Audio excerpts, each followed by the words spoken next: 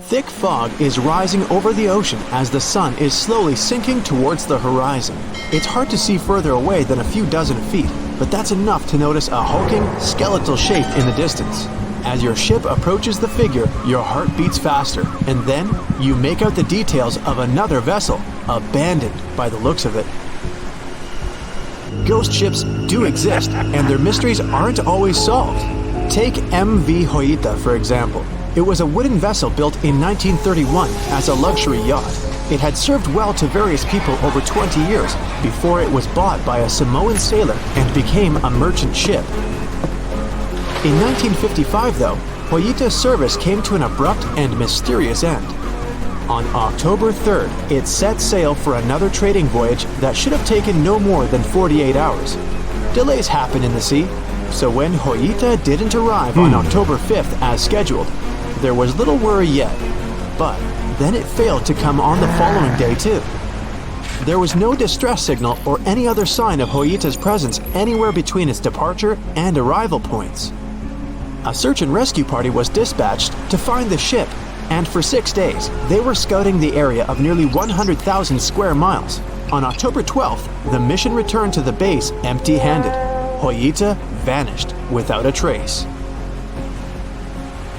It was only a month later that another merchant ship, Tuvalu, noticed the missing vessel far away from its route, drifting in the open sea and listing heavily. The sailors boarded the ship and found that all of its crew and passengers, 25 people total, were missing, along with all the cargo the vessel had been carrying.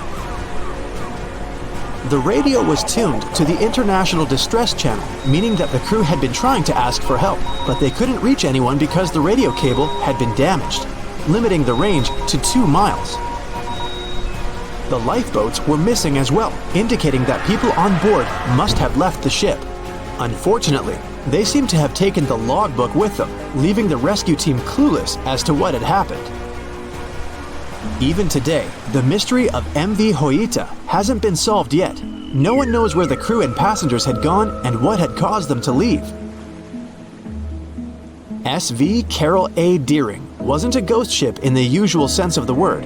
There are no sightings of it in the open sea.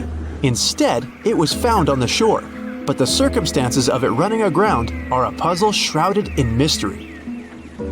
Carol A. Deering was built in 1919 in Maine, and it was a large vessel made for commercial voyages. Unfortunately, despite its large cost of construction, it had only served for a year before its last trip. July 19, 1920.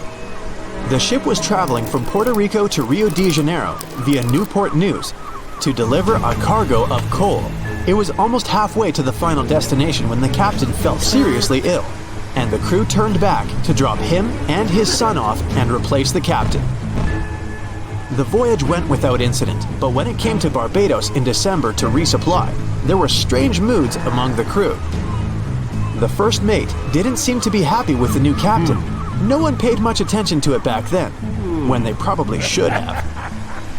The last sighting of Carol A. Deering at sea was on January 28, 1921, when a lightship noticed it off the coast of North Carolina. There was some commotion on the quarterdeck of the ship, where the crew were normally not allowed. Then, another vessel sighted it, but there was already no one on the decks. On January 31st, the merchant ship was found hard aground in the Diamond Shoals, a site notorious for numerous shipwrecks that had been occupying there for centuries. When the search and rescue party boarded the ship, they found it abandoned, the log and personal belongings of the crew gone, along with the 2 lifeboats. There is still no answer to what happened on board of Carol A. Deering that January, although the most popular version was mutiny. Maybe we'll never find out the truth though. SS Bechimo is perhaps one of the most notable ghost ships in history. This large cargo steamer was built in 1914 in Sweden and plodded its way dutifully over 16 years, trading provisions for pelts with native tribes of Alaska and Canada.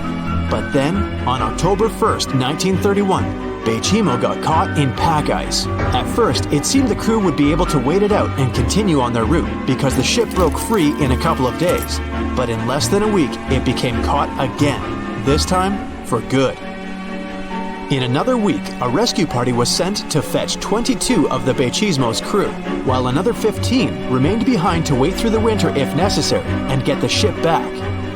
But a month later, after a powerful blizzard struck their camp, the sailors went out of their shelters only to find the ship gone. Luckily, a few days later, a native hunter told the Bechismo hadn't been lost yet. He'd seen it about 45 miles from where they had been stationed. They managed to track it down, but decided the ship wouldn't survive the winter. So they took the most valuable cargo from its hold and abandoned it. They were wrong though. SS Bechismo did survive that winter, and many more that followed. When the ice broke, it sailed away on its own, drifting listlessly along the shores of Canada and Alaska. There were numerous sightings of the ghost ship, sometimes adrift in the open sea, and at other times stuck in the pack ice again. People attempted to board and salvage it, but weather conditions or lack of equipment always prevented them. SS Bechismo was last sighted by native Alaskans in 1969, 38 years after its abandonment. What became of it later remains unknown. The story of SS Orang Medan is one of the most puzzling and harrowing ghost ship stories of the 20th century. No one even knows for sure if the ship even existed in the first place. It wasn't recorded in Lloyd's Shipping, the International Register of Ships, which makes it either a tall tale or a vessel that avoided being officially recognized for some shady reasons. In any case, the accounts as to what happened to the Medan vary. According to most reports, it was carrying some unknown cargo in the Indonesian waters when a distress call was received by another ship in the vicinity. The officer on duty heard an SOS message, but its contents are different depending on the accounts. The message did not repeat, and the crew of Medan didn't answer to any attempts to contact it back. The ship that received the distress call hurried to the rescue, but they only reached the vessel the following day, when it was already drifting and slightly listing. When the rescuers boarded the ship, they found that none of the crew had survived. However, one lifeboat was missing, which implied that there was at least one crew member who managed to escape. What happened to the rest of the people on board remains a mystery to this day. Still, there are no hard facts about this story, so we might never find out whether SS Orang Medan was actually a ship and not a thing of fiction. SV Zabrina was a three-mast sailing barge built in 1873 for river trade ships in South America. She served for well over 4 decades, proving to be a sturdy and reliable ship. It was later transferred to Europe, where it continued serving its purpose well. But then, in October 1917, Zabrina set sail on a regular voyage only to be found ashore several days later. Mysteriously, although the ship was perfectly intact, the entire crew of 5 and the captain were gone. There is no direct evidence or hard facts as to what really happened that day. The most convincing theory is that the crew were washed away from the deck because of an underwater explosion. And then the ship sailed ahead without them. But the truth, as always, remains unknown. Ships and planes disappearing without a trace.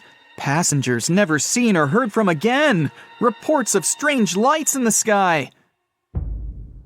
No, these aren't scenes from an upcoming Hollywood blockbuster, but some of the strange occurrences reported for over a century in an area ominously dubbed the Graveyard of Lake Ontario, also referred to as Canada's Bermuda Triangle, or the Marysburg Vortex. It stretches across a portion of Lake Ontario from Kingston to Prince Edward County in Canada, and down to Oswego, New York in the US. The tales about this area can be as chilling as the frigid lake water on which they took place. The most unsettling story involves the schooner called the Bavaria. It was 1889, and the ship was being towed across the lake. Rough waters severed the tow rope, and the Bavaria floated away. Luckily, the schooner was later found safe and fully intact. But there was one thing missing: the crew. Not a single person was found on board. What makes the story even more bizarre is that the dinner table was set, a loaf of bread was discovered, freshly baked, and the captain's money and his papers were fully accounted for. There was even a pet canary happily chirping away, as if nothing was amiss. What happened to the crew? We may never know. And this was not a unique incident. Just over a decade later, in 1900, 3 ships, the Annie Minnis, the Picton, and the Acacia, were sailing across the lake. But only 2 would make it to their final destination. The third one, the Picton, was speeding ahead of the others when it simply vanished. According to a cook on the Annie Minnis, "We were well out into the lake and making good time when all of a sudden we saw the Picton's topsails coming off, and then her lower sails settled, and then, while we stood and watched, the Picton just disappeared." It's possible that the ship sank, as there was some wreckage later seen in the water, but the ship itself was never found, and none of its crew ever located. A few weeks later, a bottle with a note inside was discovered in Sackett's Harbor, New York. The note was from Captain Sidley of the Picton. "Have lashed Vesey to me with heaving line, so that we will be found together." Vesey was the captain's 12-year-old son. The note creates more questions than answers. If the witnesses were correct, the ship's disappearance was quite quick. When did Captain Sidley know he was in danger? Why not signal for help if he had any warning? And when did he have time to write a note, bottle it, and tie himself to his son? It truly is a mystery. And it was not just ships that ran afoul of the strange forces in the area. Planes also struggled to make it through in one piece. In 1975, Ron Scott flew out from the Picton Airport in his Cessna 172. As he entered the Marysburg vortex, his plane banked to the side. For several seconds, he was unable to right the plane, but once he did, the same force banked him to the other side. Again, he was stuck there for a few seconds, unable to control his plane. A skilled pilot, he had never experienced anything like it before. He was certainly luckier than Royal Canadian Air Force pilot Barry Allen Newman. Newman was at the same spot back in 1952, when he lost control of his jet and crashed into the lake. To this day, his body has not been found. In total, over 270 ships and at least 40 planes have met a tragic end in this area. And adding to the mystery, sometimes people report a series of bright lights or orbs, or a dark ship hovering in the sky. These are even harder to explain. Witnesses willing to report them are adamant they are true. Sid Wells said he watched a strange shape like a multifaceted diamond slowly spinning in the sky, and then it just disappeared. Others claim to have seen it too. Of course, the Marysburg vortex is just one of several places around the world known as vile vortices, a term coined by biologist and writer Ivan T. Sanderson. He discovered 12 other equally spaced areas on the surface of Earth where funny things happen. The best known of these, of course, is the dreaded Bermuda Triangle. Situated in the Atlantic Ocean between Bermuda, Florida, and Puerto Rico, it has been blamed for the disappearance of thousands of people. They went in, on boats or in planes, but they never came out. Even the explorer Christopher Columbus experienced the mystery of the Bermuda Triangle during his first voyage to America in 1492. He said the compasses pointed in the wrong direction, the sea levels seemed to change dramatically, and he even spotted strange lights in the sky. In 1918, the USS Cyclops, which was one of the US Navy's biggest fuel ships, disappeared there. Since the 309 crew members were declared lost at sea when the Cyclops vanished, it's seen as the largest loss of life in the history of the US Navy in a single incident. At the time, the weather was good. The one message sent that day from the ship indicated no issues or concerns, and a distress signal was never sent. A thorough naval investigation followed. Its conclusion? Many theories have been advanced, but none that satisfactorily accounts for the ship's disappearance. In other words, the investigators were stumped. There's also the Dragon's Triangle, located in the Pacific Ocean. The most disturbing story involves a group of Japanese vessels that disappeared in the 1950s. When researchers were sent to investigate what happened, they too disappeared. In each case, it's impossible to truly know what occurred, and it's easy to get caught up in stories of giant sea monsters lurking beneath the waves. Who doesn't like a good scare? And Sanderson was willing to accept the possibility of such stories being true. He believed the vile vortices that he studied could be explained by anything from a wrinkle in the space-time continuum to magnetic abnormalities to underwater people. Of course, Sanderson was not only a huge fan of strange places, He also wrote about strange creatures, like Bigfoot and the Loch Ness Monster. His skills as an impartial scientist are questionable, though. In 1948, he claimed that some three-toed footprints found at Clearwater Beach in Florida were proof of 15-foot-tall penguins, arguing that they were impossible to fake. In 1988, Tony Singerini revealed that he and his friend, attaching some cast-iron feet to his high-top sneakers, were behind the giant penguin hoax. So maybe Sanderson isn't the most reliable source after all. But there are also some very compelling and wholly natural explanations. Let's look specifically at the Marysburg Vortex. It's entirely possible that ships like the Bavaria and the Picton were done in by a mix of bad luck and bad weather. Unsettled weather is certainly not uncommon on Lake Ontario, and flash storms on the open water can prove dangerous to the most skilled sailor. And even today, with advances in weather forecasting, we get it wrong all the time. Back then, there was no way to predict that a storm was just around the corner. And the weather was just one issue. Historian Mark Seguin said that the area was always known to be dangerous, as the lakebed quickly becomes shallow along the eastern shore. There are also small rocky islands and shoals scattered throughout the area, making sailing a risky venture, especially for larger vessels or those weighed down by heavy cargo. By the mid-20th century, modern weather forecasting and improved shipbuilding alleviated most of the hazards of the Great Lakes shipping, resulting in fewer losses. The last major shipwreck in any of the Great Lakes was that of the SS Edmund Fitzgerald, which sank off the coast of Lake Superior in 1975, with 29 crew members going down with it. It seems the vortex is no match for human progress. And as for lights or images in the sky, in most cases, it's the result of an interesting phenomenon called thermal or temperature inversion. When this happens, a layer of warm air becomes trapped under cold air. This can result in mirages or reflections. So, a light on the ground that is miles away can be reflected in the sky, giving the impression of a flying object. Other parts of the mystery may be solved with a little time. Lake Ontario's freshwater and frigid temperatures help preserve the ships and planes that came to rest there. As divers and researchers continue to explore the area, maybe we'll finally learn the fate of the Bavaria, the Picton, Captain Sidley, and his son. The sea, this unrelenting water beast, has been defying all attempts to tame it for centuries. Many ships driven by the wind have gone through the harshest parts of the world. Some have survived the struggle with the sea, and many have come off second best. It's the year 1834. A ship called the Pilgrim is setting a course to sail from California to Boston.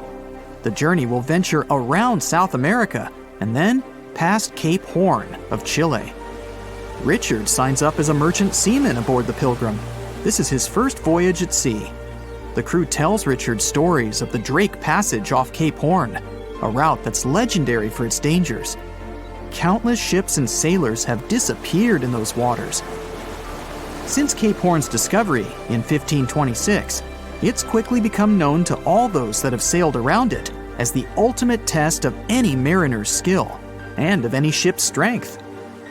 Those that have survived the journey call Cape Horn a sailor's nightmare. Jack the helmsman, a salty veteran, steers the ship towards this most dangerous of all routes. Jack has been aboard the Pilgrim since it was first commissioned in 1825. He's passed by the Horn many times, each time learning a different lesson from the tests provided by the sea. The Pilgrim has been refitted since its past voyage a year ago. Richard values Jack's experience, given that it's his first journey at sea. Jack assures Richard of his confidence in the Pilgrim, even though it's just a small wooden brig with 2 masts. Jack's aware that wooden vessels are gradually becoming outdated, replaced by new steam-powered ships. But Jack prefers the maneuverability of the Pilgrim and would take it over the steel ships any day. Richard is excited to be aboard. There's so much to explore in life as a merchant seaman, but the guy struggles to acquire his sea legs on the boat. Forceful winds make the Pilgrim move faster, providing Richard with a quick introduction to life at sea. At the same time, nothing can prepare him for what is to be experienced at Cape Horn. It's the southernmost point of land before Antarctica. The gap between the icy continent and Cape Horn holds the infamous Drake Passage. Approximately 700 miles between Cape Horn and the Antarctic Peninsula. Strong winds provide an uninterrupted, steadfast journey toward the Horn. But, as Jack tells Richard, the winds are more concentrated at the Drake Passage. They create a funneling effect, becoming stronger and more unpredictable. Richard is unsure of what this might mean for the Pilgrim, but understands that there's no easier route to travel around South America. A few days pass. The Pilgrim sails by the many islands that make up the western coast of Chile. Although the sea has been relatively calm, Richard continues to deal with his lack of sea legs. His movements are still not very graceful. The constant, ever-swaying deck rises and falls, and Richard finds it hard to get used to the motion. Random large waves hit the Pilgrim from every angle. The ship is quickly approaching Cape Horn. Richard looks towards great thunderous black clouds in the distance. "Welcome to the Horn," Jack says, half laughing. A wry smile upon his face soon disappears. The man gets serious, knowing what awaits them all.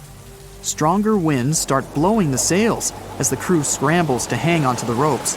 Richard desperately sets to adjust the aft sails, adjusting for the constant change in strong southerly winds. Jack holds firm at the helm, knowing the importance of his role. He's wary of the swell.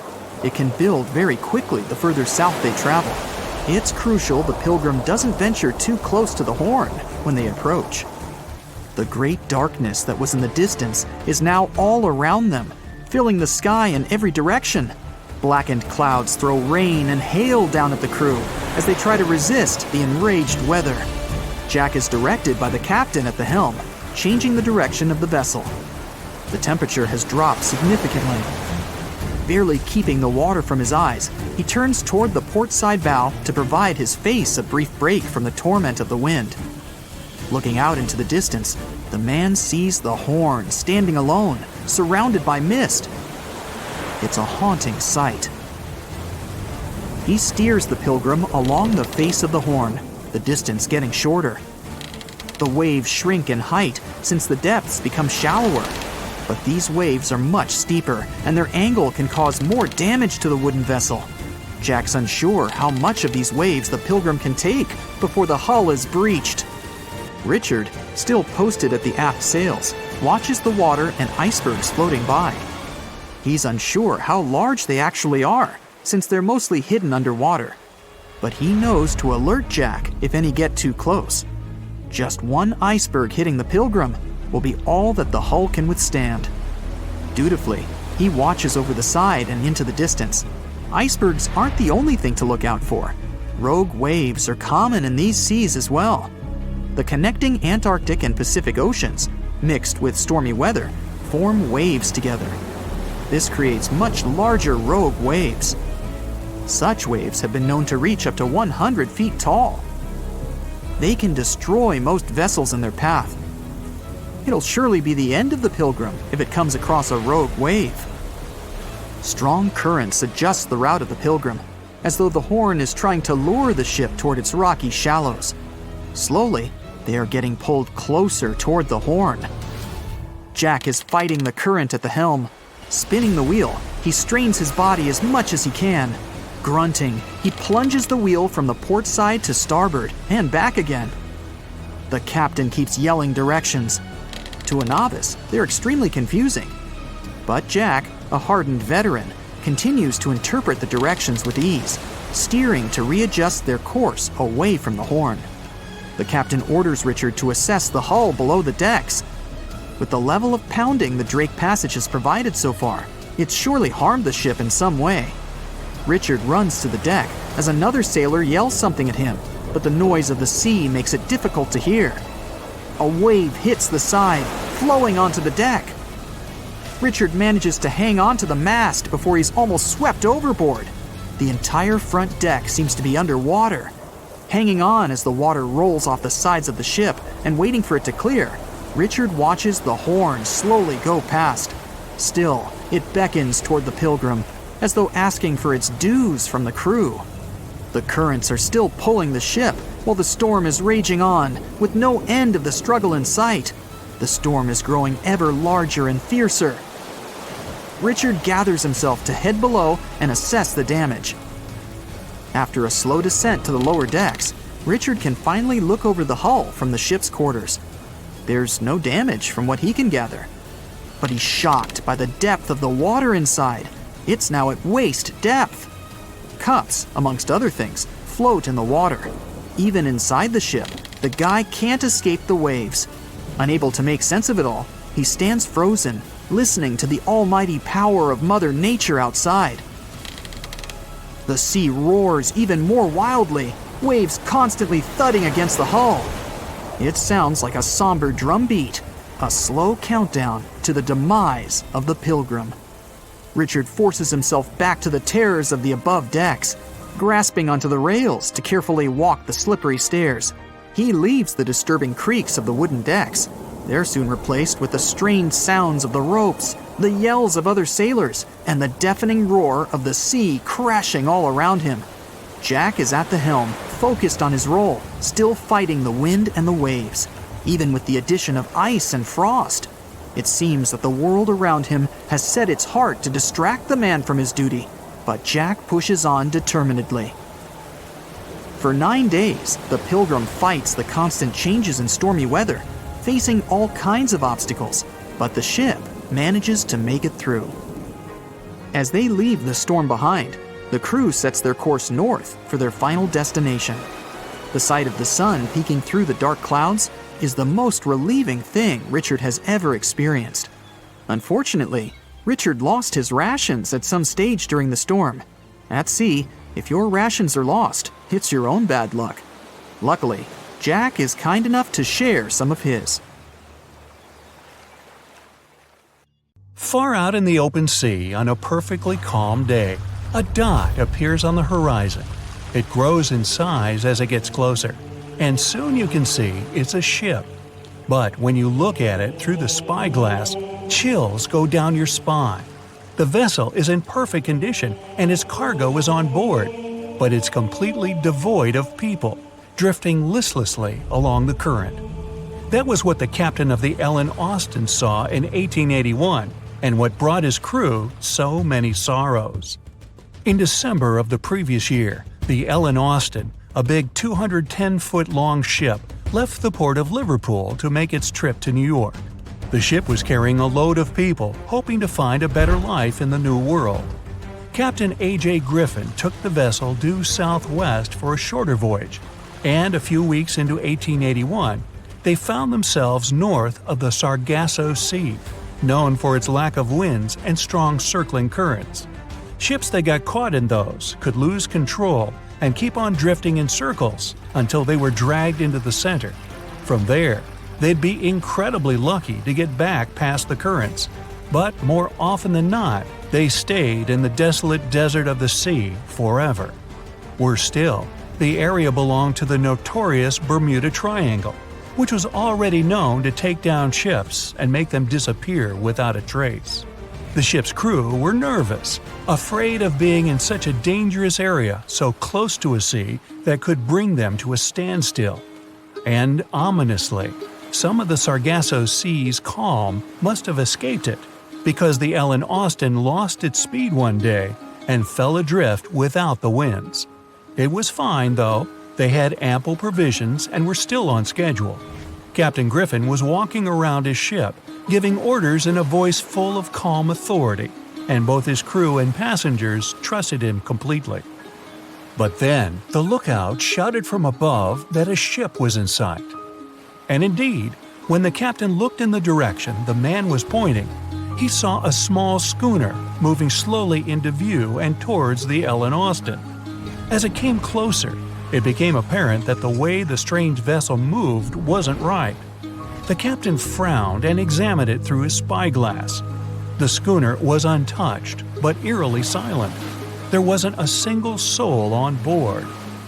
Derelict ships weren't that rare in the Atlantic at the time, but neither were pirates.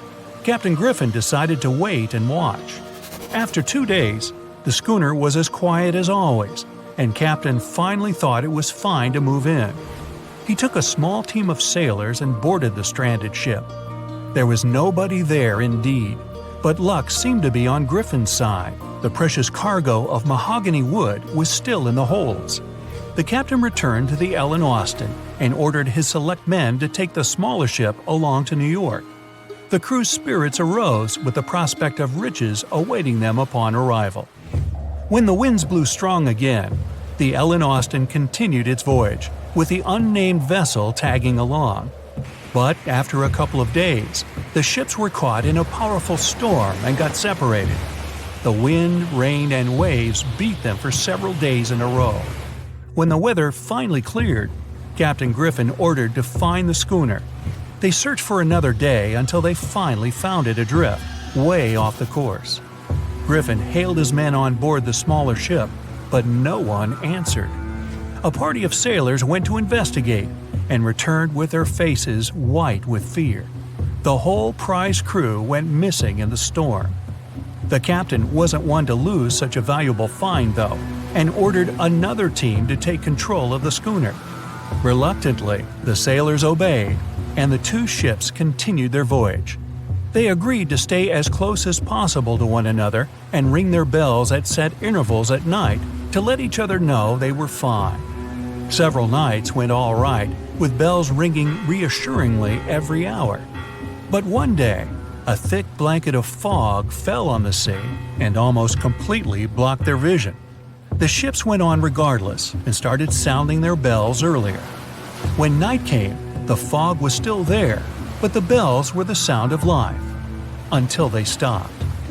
Captain Griffin rang the bell once, then twice. No answer. The crew lit the fires and looked out into the sea intently, but the fog hadn't lifted, and they couldn't see a thing in the swirling abyss beyond the ship's board. Nobody could sleep that night, and they waited in silence until the break of dawn. The first rays of sun made the fog slowly disperse, and the whole crew went to the edge of the deck with heavy hearts. There was still hope in them, until the last strands of the mist went away, revealing a vast, calm, and most importantly, empty ocean. The nameless schooner was gone, and so was the second team of the Ellen Austin sailors. The ship sailed the rest of the way to New York in grave silence. Once it arrived at the port, the passengers were only too happy to leave the vessel, and no one so much as turned their head as a goodbye. That was the ship's last voyage as the Ellen Austin. That same year, it was sold to a German shipping company and renamed Meta. No one ever found the derelict schooner or the sailors that went missing with it. And that would probably be the end of this mysterious and unresolved story, if it held at least a little bit of the truth. In reality, none of the enigmatic things in the narrative actually happened. The Ellen Austin did indeed leave Liverpool and headed southwest to New York, and its captain was really A.J. Griffin, taking people to the American continent. But from here, the story falls apart. First of all, the ship went way too far to the north to pass the Sargasso Sea so closely. There was simply no reason to make a detour so broad. Even though the westerly winds were strong, it was still faster to take them head-on than to go in a southerly direction. So the Ellen Austin was probably nowhere near the Sargasso Sea and the Bermuda Triangle. Secondly, the triangle itself has been proven time and again to be nothing but a work of fiction. In fact, it gained popularity in the middle of the 20th century, while nobody even thought of drawing a triangle in the Bermuda area before that. The mystery was popularized by science fiction writers and became a common myth, while no serious research proved it any more dangerous than other parts of the world's ocean. So the crew of the Ellen Austin weren't even aware of the Bermuda Triangle back then, let alone afraid of it. Thirdly, the whole story was told and retold by magazines and mystery-loving personalities with ever-changing details. It first appeared in a newspaper in 1906 and already had the date wrong. The article said the voyage took place in 1891 instead of 1881. Later, the story resurfaced in 1935 on the radio with the wrong name of the captain. It was Baker, not Griffin. The date was also off, saying the trip was taken in August 1881, when the Ellen Austin was already renamed Meta. The legend grew upon with other strange details, such as the ship's route from London to Newfoundland, which was never the case. But the final debunking came from the archives of Lloyd's of London, the marine insurance market that keeps all logs of trade and emigration ship routes. The documents there say that on February 1881, the Ellen Austin completed its cross-Atlantic voyage to New York without incident. Captain A.J. Griffin off-boarded the ship with all his crew hale and hearty and declared no loss of hands during the trip. The voyage took over 2 months because the ship had to fight strong westerly winds pushing it back towards Britain. The crew reported no strange encounters on the way, and the whole thing was as boring as could be. And even the passengers must have been smiling when they stepped on the American soil at last, unaware of the phony baloney story they were about to be a part of. Icy water squeezes your chest so you can't take a deep breath. You hear people yelling around. It's late at night, and the endless sea blends with the black starry sky. You're scared and cold. The ship you were just aboard is going down into the depths of the ocean. People who have been in a shipwreck often remain afraid of water for the rest of their lives. But the woman whose story you'll hear survived not 1, and not even 2, but 3 ship disasters, and continued to work on cruise liners as a stewardess. Meet Violet Jessup, Miss Unsinkable. Her childhood can be described in one word: short. She had to grow up quickly to take care of her siblings. Violet was the oldest of 9 children. Life became even more difficult when she became very ill. The doctors were sure she wouldn't survive, but she did. At a young age, she moved to England with her mother, took care of her sisters, and attended a convent school. Her mother worked as a stewardess at sea, and when she fell sick, young Violet followed in her footsteps. But because of her youth and beauty, no one wanted to hire her.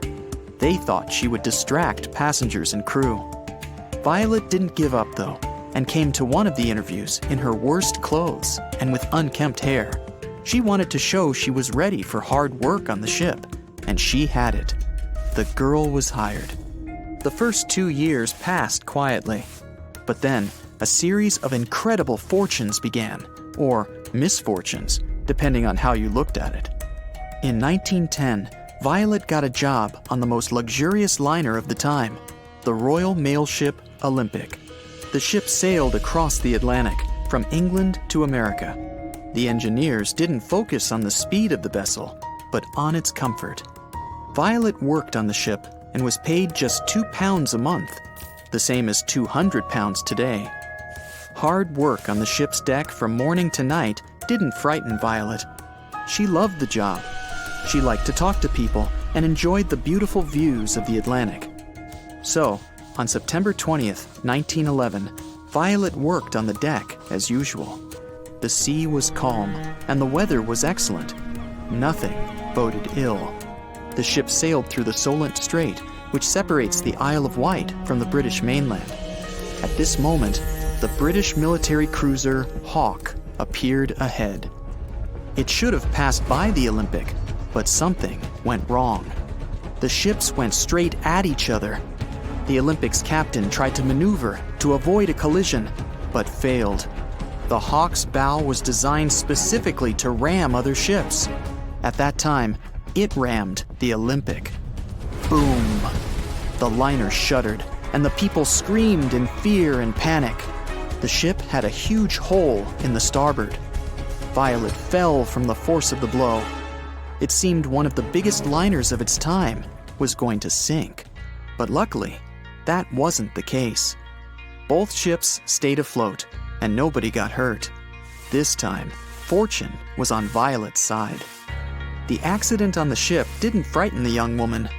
She didn't give it a second thought and continued to work as a stewardess.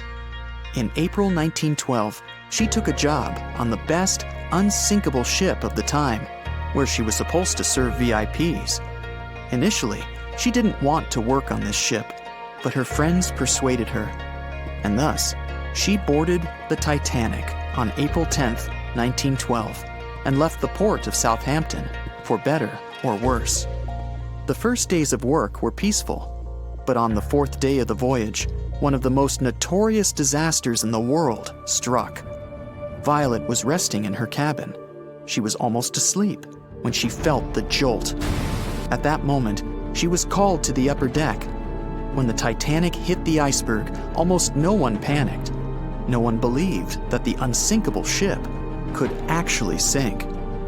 At the time when the ship's hold was being filled with water, everybody was calm on the upper decks. Violet, along with other stewards, was present during the evacuation to the lifeboats. Women and children were evacuated first. Then, one of the ship's officers ordered Violet to get into a boat to show the other women it was perfectly safe. When she did, others followed, and someone suddenly thrust a swaddled baby into her hands. Without a second thought, Violet hugged the child to her chest to keep it warm, while the Titanic was sinking. She didn't let go of the baby until her lifeboat was picked up by the Carpathia, a ship that came to the rescue. Already on board the ship, a woman ran up to her. She didn't say a word and snatched the child from Violet's hands. Violet thought the woman was the baby's mother, so she didn't try to get it back. She was too freezing and numb to think how strange it was that this woman hadn't said thank you to her baby's savior. Many years later, Violet would be reminded of this child under unusual circumstances. After successfully surviving one of the most terrible shipwrecks in history, Violet continued to work at sea against all odds. In 1916, she took a job as a nurse on the hospital ship Britannic, a sister to both the Olympic and the Titanic, which sailed in the Aegean Sea. On November 21st, the ship took a route that it had already sailed several times, but on that particular day, it was out of luck. The Britannic hit an underwater mine.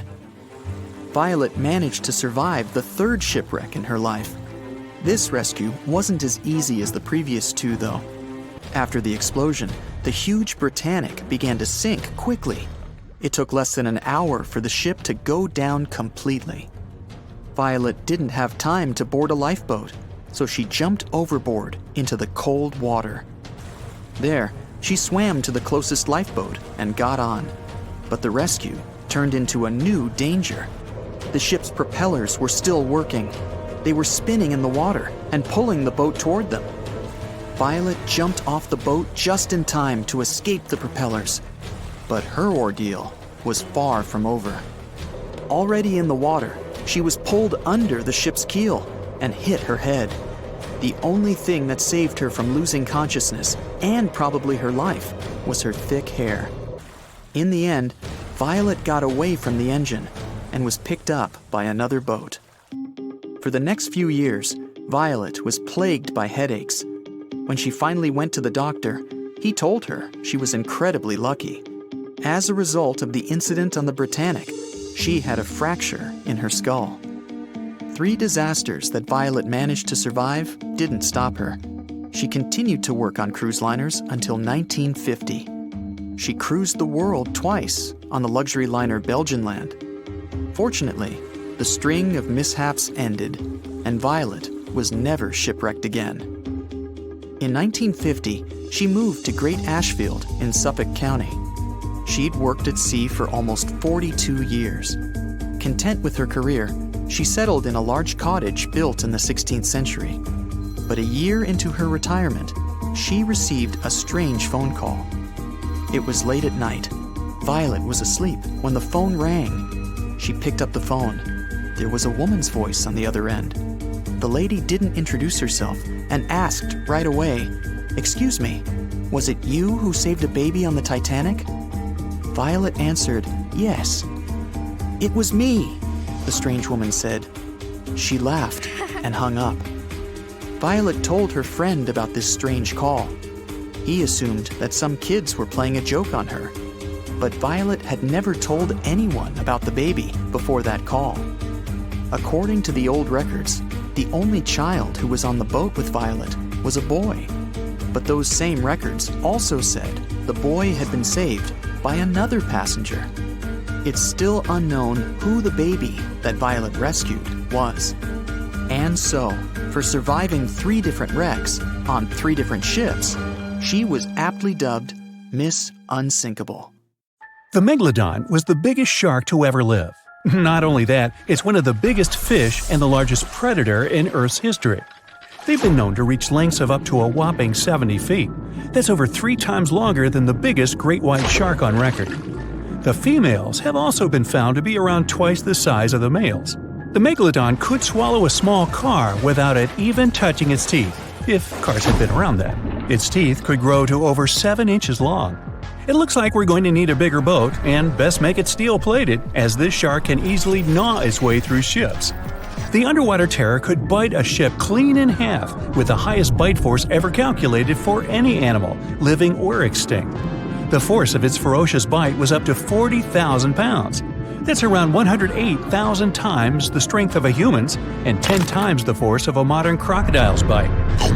Its chomp is so strong that it makes the T-Rex's bite look about as powerful as my granny's after she's taken her dentures out. In fact, the Meg was so big and powerful that it had no natural predators. It was the uncrowned king of the seas, swimming freely from ocean to ocean.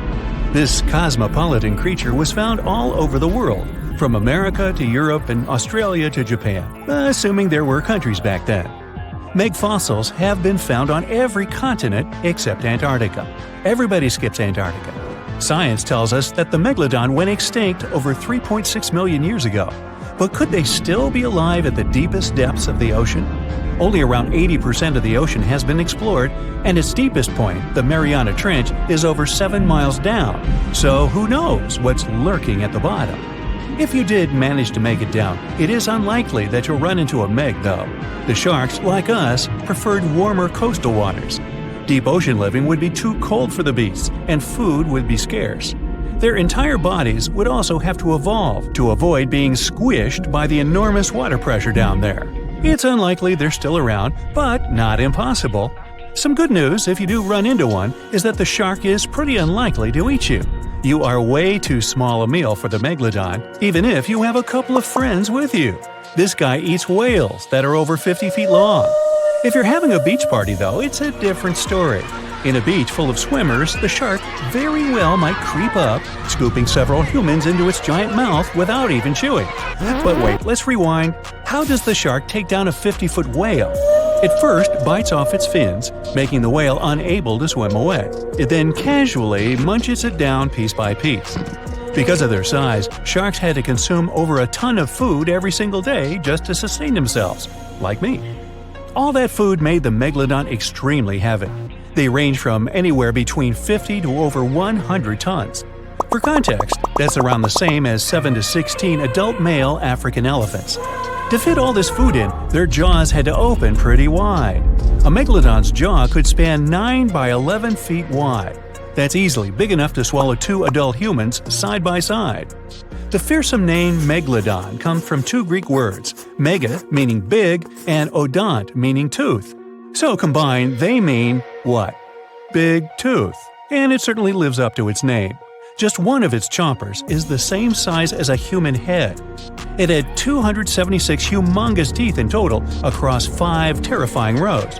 In all of history, only a couple of saber-toothed cats and the T-Rex had consistently bigger teeth. Now that's a showdown I'd like to watch. The megalodon vanished millions of years ago, leaving only huge teeth to be found by modern archaeologists. They literally disappeared with very few traces left. Scientists believe that over time, sea levels dropped and the ocean temperatures went down rapidly. Over a third of all marine life was wiped out as the oceans cooled, and a number of animals at the bottom of the food chain plummeted. This had a catastrophic effect on the hungry predators at the top. Sorry guys. It became way too cold for these sun-loving sharks too, which made it difficult for them to reproduce since they gave birth in warm waters. The megalodon is usually described as a sort of giant great white shark, but this is just a common myth. In fact, the ancestors of today's great white existed at the same time as the Meg. But they weren't best buddies, and were even in competition with each other. The great white shark was a better hunter, using its smaller size and agility to snap up the Meg's prey quickly. They were also known to eat Meg pups, who were only half their size. This didn't help the whole extinction thing. Even infant megalodons were huge, coming in at just under 7 feet. While a great white was no match for an adult meg in a head-to-head fight, they sure weren't scared of stealing their food. This only left the bigger fish and whales for the meg, but its food supplies began to run out as the whales swam to the cooler new seas. The whales adapted to prefer the colder temperatures, leaving our friend the meg behind. The megalodons either starved or were frozen into extinction by the Ice Age. Rather than a great white, the megalodon is more like a modern bull shark. It had a short snout, flat lower jaw, and huge pectoral fins to support its massive weight and size. As scary as they are, these sharks were actually caring family guys. Several megalodon nursery areas have been discovered in Florida, Maryland, and Panama. They gave birth to their young in shallow water environments.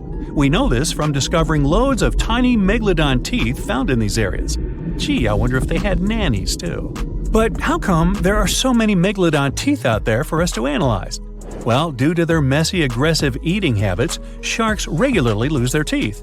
They lose a set of teeth every 1 to 2 weeks. That's 40,000 teeth in a lifetime. They must rake in a fortune from the tooth fairy. Because of this, their teeth were continuously raining down to the ocean floor. Luckily for us, they're also the hardest part of a shark skeleton, which is why so many teeth have survived and become fossilized. It's fair to say that the first discoveries of the meg's teeth confused people. Early discoverers thought the meg's teeth were petrified tongues of ancient serpent creatures. They even used to call them tongue stones. It's also a common myth that the megalodon was around at the same time as the dinosaurs, although this would have been pretty cool. The dinosaurs were wiped out around 66 million years ago, but the megalodons came much later. The oldest meg fossil is only around 23 million years old, but it's tricky to pinpoint the exact date. After all, calendars weren't invented yet. They became extinct way before humans even evolved. The earliest Homo sapiens, which is a fancy name for the first humans, emerged about 2.5 million years ago. But what if the megalodon shark didn't go extinct? Whale populations have dropped drastically since these guys were last around, so there'd be way fewer whales for them to chomp down on. Whales have also gotten a lot smarter and learned new defensive moves, making them way harder to take down. It's estimated that they ate around 12 tons of food each day. If they were still around and eating that much, they'd be forced to eat smaller fish, and there'd be barely enough big fish for us humans to survive on. The naughty megalodons would also be able to track fishing boats and steal the fish that they worked hard to collect. It's safe to say we'd see a lot less fish in the aisles of your neighborhood supermarket. As our ocean temperatures are heating up again, the sharks would also thrive and reproduce faster than ever. There'd be more and more of these giant eating machines in the water, reducing our fish supply even more. It would also cause massive problems for cargo ships and cruising vessels. Imagine coming into contact with one of these bad boys while you're sunbathing on the deck. Even beachgoers would be hard hit. Megalodons give birth in shallow waters, so many of our favorite beaches would quickly become dangerous shark nursing grounds. Hey, where did that beach volleyball game go? They were playing just a moment ago. April 12th, in the year 2212. It's a great date for humanity, the 300th anniversary of the launch of the legendary Titanic. The best engineers of the world have collaborated for years to bring their masterpiece to the public, the Space-Tanic, and they've done it just in time. The glorious spaceship is waiting in its harbor under the limelight, photographed by thousands of people. The trip was scheduled for April 12th, just like 300 years ago. Finally, the big day has come. The passengers are going on board the most magnificent spaceship of the time. They call it Unbreachable. It has 12 decks, from the third class closer to the bottom, to the most luxurious first class on the top, with panoramic views of outer space. The ship is preparing for launch. The engines are starting, the final countdown has begun, and the Space-Tanic is off into the sky. It quickly becomes no more than a speck in the big blue and then disappears. The first day of the flight goes perfectly. The ship leaves the Earth's atmosphere in less than an hour, and passengers enjoy the wonderful view outside. The blue and green planet on the backdrop of the black void of space. The ship slows down a bit as it moves into orbit. There are too many satellites and space debris circling around the Earth. The Space Tanic has to go carefully and maneuver around the chunks of metal floating in zero-G. One of them heads straight towards the ship, but it turns on the side burners and moves out of the way just in time. The scrap floats by safely. Finally, the ship is out of the danger zone and into the big black. It turns on the back thrusters to accelerate and heads to the bright side of the moon. It's going to be the first destination of the sightseeing tour. The planet becomes gradually smaller behind, and about halfway to the natural satellite, people on board can marvel at the sight of the sun. The huge ball of burning plasma is bigger and brighter than ever in the cosmic darkness. Suddenly, the ship's captain makes an announcement. All passengers are invited to the promenade decks to watch as the solar panels are being unfolded. People go outside to goggle at the sight. The silver and black panels slowly emerge from their containment slots, and the Space Tanic finally takes its real form. As the sun's energy begins to flow into the ship, the thrust engines turn to minimum. The spaceship is now in energy collecting mode. For the trip to Mars to take just a few days, it needs to make a transit jump. In another 5 hours, another announcement rings across the board. The ship is approaching the moon, and the passengers are invited to look at the satellite from up close. The Space Tanic passes by at several thousand miles, and the moon looks huge. All the craters on the satellite, even the smallest ones, are clearly visible. The view is outstanding. The moon is left behind, and lights on the ship go dim. There's no natural change of day and night in space, so the crew monitors the time and imitates the shift.